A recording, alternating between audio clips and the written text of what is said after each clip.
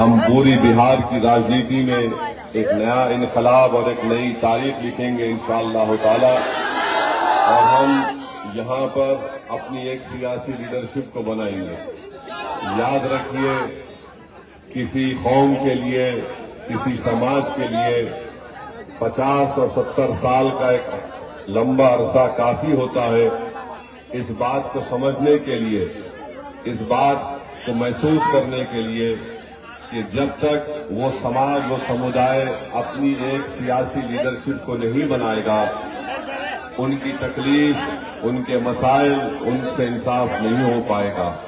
بہار میں آج مسلم اقلیت کی آبادی 19% کی ہے، اور 19% آبادی اتنی بڑی آبادی ہے کہ آپ کے بغیر کوئی حکومت نہ بن سکتی ہے، نہ آپ کی آواز کے بغیر کوئی سیاسی فیصلے لیے جا سکتے ہیں، مگر ہم اپنی اس طاقت کو محسوس نہیں کر رہے ہیں۔ میں آپ سے یہ بولنے آیا ہوں کہ آپ صرف ووٹ ڈال کر اپنے گھر میں مت بیٹھ جائیے۔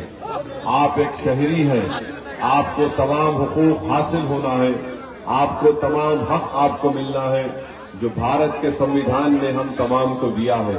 تو میری آپ سے گزارش ہے کہ اخترالایمان صاحب کی قیادت میں جو بہار میں مسلم اقلیت اور مظلوم عوام کی انصاف کی لڑائی لڑی جا رہی ہے، اس میں آپ کے ساتھ کی ضرورت ہے، آپ کی ووٹ کی ضرورت ہے، اور آپ تمام نوجوانوں کو ایک پیغام دینے آیا ہوں کہ دیکھیے، یہ لڑائی آپ کے لیے ہے، آنے والا مستقبل نوجوانوں آپ کا ہے۔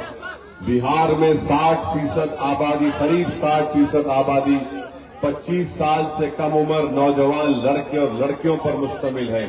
میں بزرگوں سے گزارش اور اپیل کر رہا ہوں کہ آپ جب ووٹ ڈالنے جائیں گے تو اپنے نوجوانوں کے چہروں کو دیکھیے، ان کی حالات پر غور کریے، آپ ان کو دیکھ کر پتنگ صاحب کے نشان پر ووٹ ڈال کر اپنی پارٹی کو، اپنے اتحاد کو کامیاب کریے۔ برسوں آپ نے مختلف سیاسی نیتاؤں کو، سیاسی پارٹیوں کو آپ نے ووٹ دیا، ہم کو کیا ملا سوائے ووٹ ڈال کر آ کر گھر میں سو جانا، اور اس کے بعد ہماری تکالیف میں کوئی کمی نہیں ہوتی ہے۔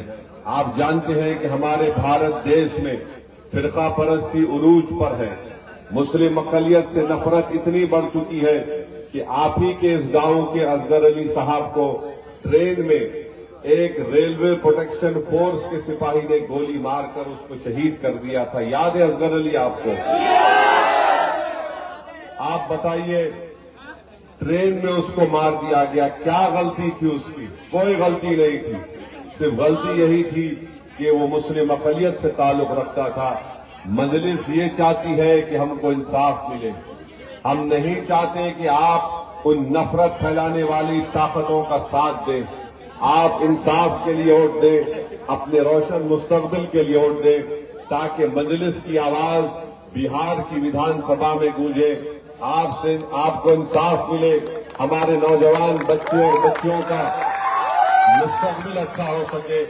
یاد رکھیے، مجلس نہیں چاہتی کہ بہار میں دوبارہ بی جے پی اور نتیش کمار کی حکومت بنے، اسی لیے اخترالایمان نے لالو پرساد یادو کو، تیجسوی یادو کو خط لکھ کر کہا کہ آپ ہم کو اتحاد ہم سے کر لیجئے۔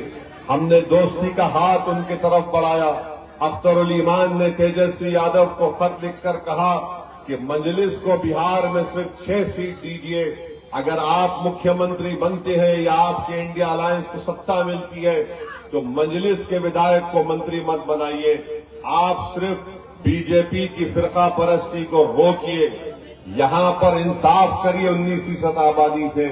اگر اس کے باوجود بھی تیجسوی اور لالو پرساد اور ان کے خاندان کے لوگ ہماری اس دوستی کی پیشکش کو قبول نہیں کرتے، اور دوبارہ اگر خدا نخواستہ مودی کا آدمی یہاں پر مکھیہ منتری بنے گا تو آپ کو معلوم ہو جائے گا کہ کون مودی کو بہار میں آنے سے روک رہا تھا اور کون مودی کو بہار میں کامیاب کرنا چاہتا تھا۔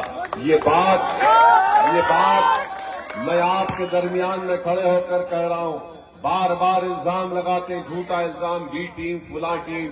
ارے بھائی، ہم بی ٹیم نہیں ہے، تمہاری وجہ سے بی جے پی کامیاب ہو رہی ہے، ہماری وجہ سے نہیں ہو رہی ہے۔ کبھی یہاں کے مسلمانوں نے آپ نے کبھی بی جے پی کو ووٹ دیا؟ تو کیسے بھاجپا کا آدمی جیت جاتا ہے؟ جیتتا اس لیے ہے کہ یہ جو تیجسوی کا جو ووٹر ہے وہ موڈی کے گود میں بیٹھ کر چائے پی رہا ہے۔ اس بات کو سمجھیے آپ، یہ اپنے ووٹر کو نہیں سمجھا سکتے اور آ کر اویسی پر انگلی اٹھا کر الزام لگاتے۔ ہم تو دوستی کا ہاتھ بڑھائے ہیں، مگر یاد رکھو یہ کمزوری کی نشانی نہیں ہے۔ اگر یہ ہاتھ دوستی کی طرف بڑھ سکتا ہے، اگر تم نہیں سمجھو گے اور اگر تم اسی طرح غرور اور تکبر کے شکار رہو گے تو بہار کی جنتا کبھی تمہیں معاف نہیں کرے گی، کیونکہ تمہاری نادانیوں کی وجہ سے نقصان نہ صرف بہار کے بہاریوں کو ہو رہا ہے بلکہ دیش کے تمام غریب اور مظلوم عوام کو اس کا نقصان اٹھانا پڑ رہا ہے۔ بہرحال میرے عزیز دوستوں، بزرگوں، آپ تمام کا بہت شکریہ، آپ یہاں پر آئے۔ آپ سے اپیل کر رہے ہیں کہ ویدھان سبھا چناؤ میں بٹن چھاپ پر بٹن دبا کر اپنے اتحاد اور سیاسی شعور کا ثبوت دیجیے۔ بہت بہت شکریہ۔ السلام